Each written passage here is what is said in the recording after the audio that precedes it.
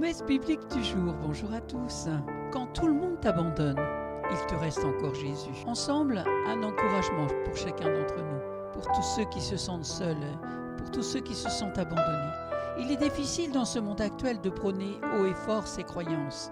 Déclarer ouvertement être chrétien attire les foudres des gens réfractaires.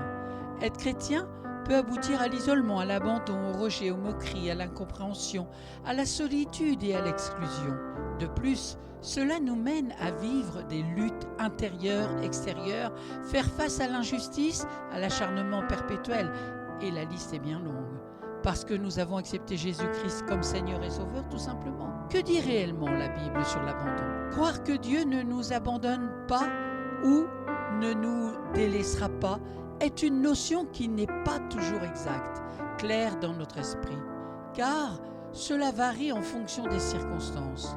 Quand tout va bien, nous avons tendance à mettre Dieu sur un piédestal. Mais quand le rêve vire au cauchemar, nous remettons immédiatement en cause sa parole. Nous crions désespérément à lui, pensant qu'il ne nous entend pas, qu'il ne nous voit pas dans cette souffrance, qu'il n'est pas présent, qu'il ne jette pas un coup d'œil pour intervenir en fin de compte. La douleur à cet instant semble si vive, si intense, profonde, que le temps semble s'arrêter.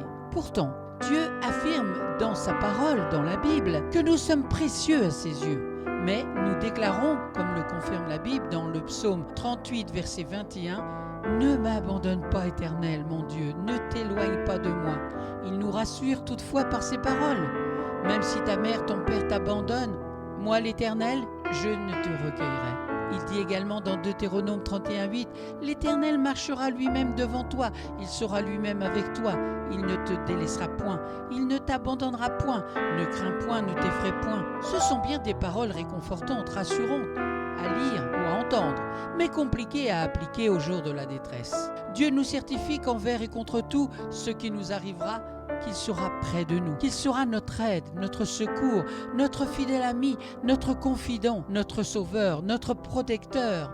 Alors, n'en doutons pas. Merci Seigneur pour tes pensées, ta parole qui réchauffe nos cœurs. Merci parce que cette parole, elle est puissance et vie. Et je te demande, Père éternel, dans le nom précieux de Jésus, que ton Saint-Esprit vienne encourager tous ceux que tu as suscités à l'écoute aujourd'hui et que ta gloire se manifeste dans leur vie, dans le beau nom de Jésus.